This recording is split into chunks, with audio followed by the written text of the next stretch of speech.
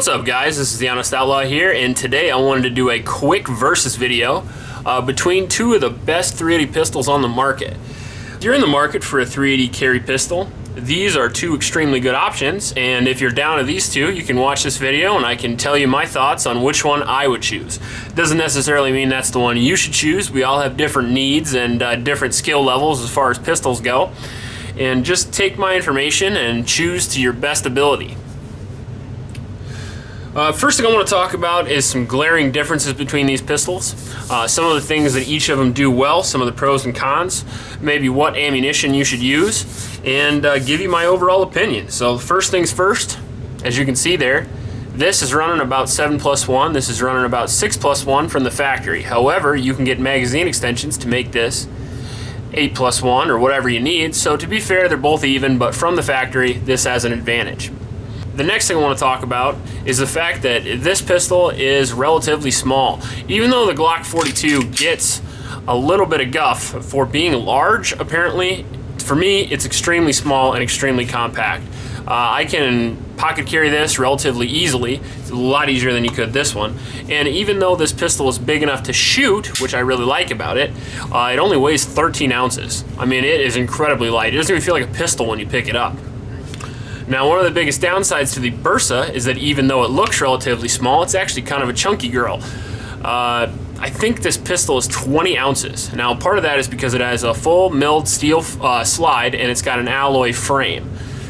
So it's just kind of more of an old school design than the Glock 42 is. This is actually a clone of the pretty world famous PPK from Walter.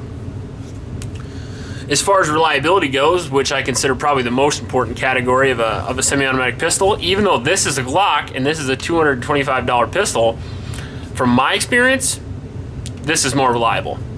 Now, I know people are going to get upset about that, but I have had some failure feeds in this, and I've had 0 in this. Now, I've shot this a lot more than I have shot this pistol, but from my experience, this is a little bit more reliable. However, if you go on the internet and you check all the forums and stuff, people are probably going to lean more towards the Glock.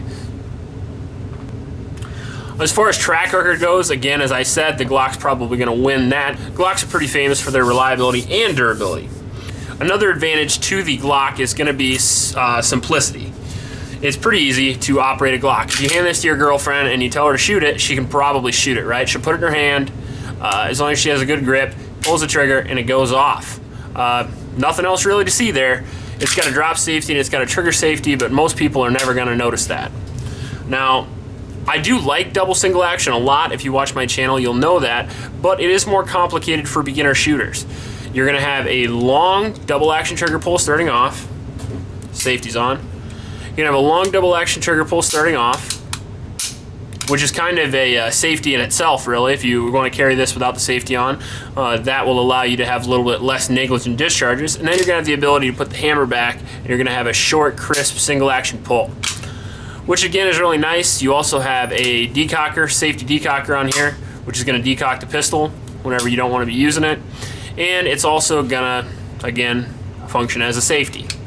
So that's something you're going to have to be aware of, and I personally don't carry pistols that have a safety because I'm kind of a moron and occasionally I forget to turn them on and off, and I just prefer to have the simple design of the Glock. Now, since the Glock is extremely light and compact, it is a little bit harder to shoot than the Bersa. Now, the Bersa, even though it's heavier, is going to be a little bit more accurate. Now, I can shoot this relatively well, but I'm very experienced on the G42. I think for an inexperienced shooter or just a person that's new to either of these two pistols, I think you're going to pick this up and shoot this a little bit easier.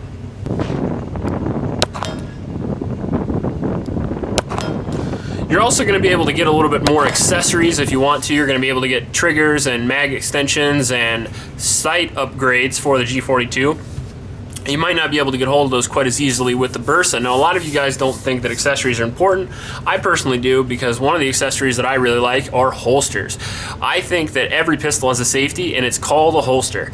I don't like to have a pistol, basically, even on the range without a holster, because you don't have anywhere to put it away safely without unloading it.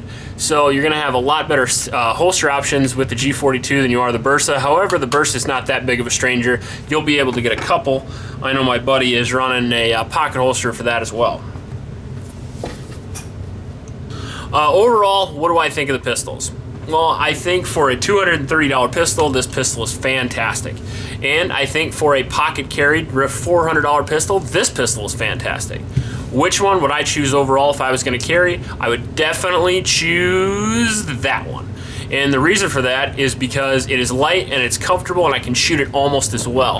And if I'm going to concealed carry a pistol, I'm going to carry it 99.9% more than I'm going to shoot it. So I'm going to go for the one that I can carry. However, I'm not going to slouch on, I guess, userability, because if I had to make a headshot at 25 yards, I still could with the G42. Now, if you shoot both these pistols and you feel more comfortable with this, by all means use it. And if you want to carry it and you don't mind the weight and you like the double action or you like the safety, definitely choose it. I would have to give these pistols, as far as 380 goes, pretty much a solid 10 out of 10. I think these are two of the best 380s on the market, and as far as that goes, you're really just going to have to decide which preferences that you want more in each of these pistols. If you like this video, please like and subscribe. Please help out your local homeless shelters, and remember to recycle. Check you later.